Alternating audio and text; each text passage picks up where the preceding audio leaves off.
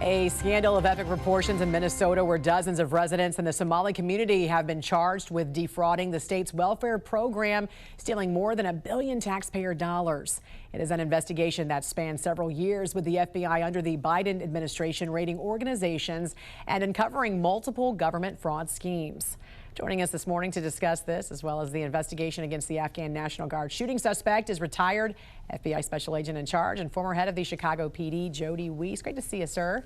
Thanks for joining us. Good morning, Jan. What do you know about this massive fraud investigation that officials have said centers around the very large Somali community in and around Minneapolis, where millions upon millions could have been funneled to the terror group Al-Shabaab, because this clearly has implications for taxpayers as well as our immigration and our national security policies?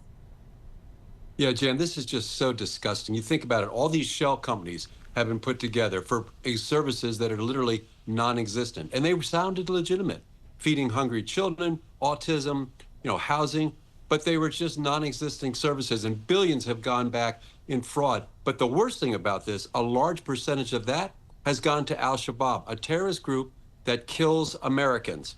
But here's what I'd love to see the Department of Justice do, Jam. This is all set up for a RICO investigation. Yeah. You've got this group, nonprofits, government, some allegations, even the governor might be involved. You've got some of the social services funneling money into, quote, the cookie jar to replenish it.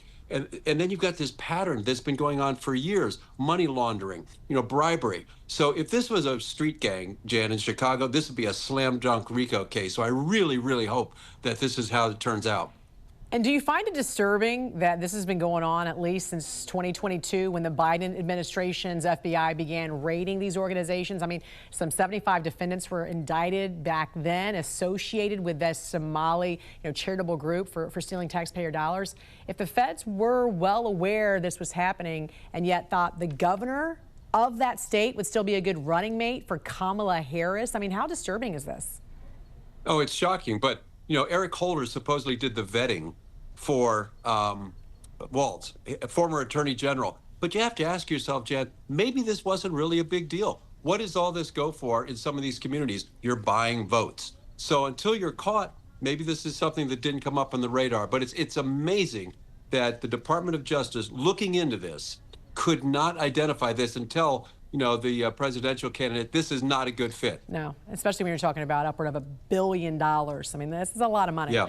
Another foreign national of an enemy country, Afghanistan, facing first-degree murder charges, police say, for killing National Guard troops Sarah Beckstrom and severely injuring Andrew Wolf, who, by the way, is still fighting for his life.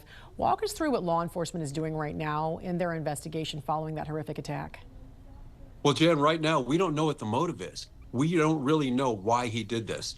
So they're going to be looking again at all the social media, all the digital footprints. They're going to be interviewing anybody that might know this guy to try to find out what really happened with him. So there's still a lot of work to be done. That's why you haven't seen any charges for terrorism yet, because you don't have the motive yet. Well, Homeland Security's Secretary Kristi Noem believes he was radicalized here in this country, but I got to ask you, he allegedly worked with the CIA in Afghanistan, so was he not vetted then? And what does this tell us about foreign nationals of enemy countries that we're relying on to work with our troops and handle the most sensitive information when it comes to national security? Yeah, great question, Jim, because we have to ask, how was he vetted? What did he do in Afghanistan?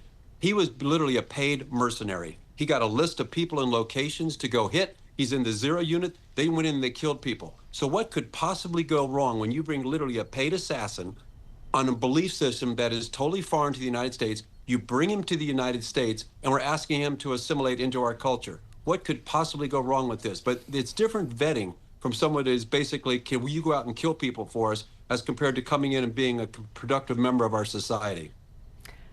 All right. Always great to see you, Jody. Thanks for joining us here on the National News Desk. We appreciate it. You too, Jan. Have a good week. You too. Happening on the other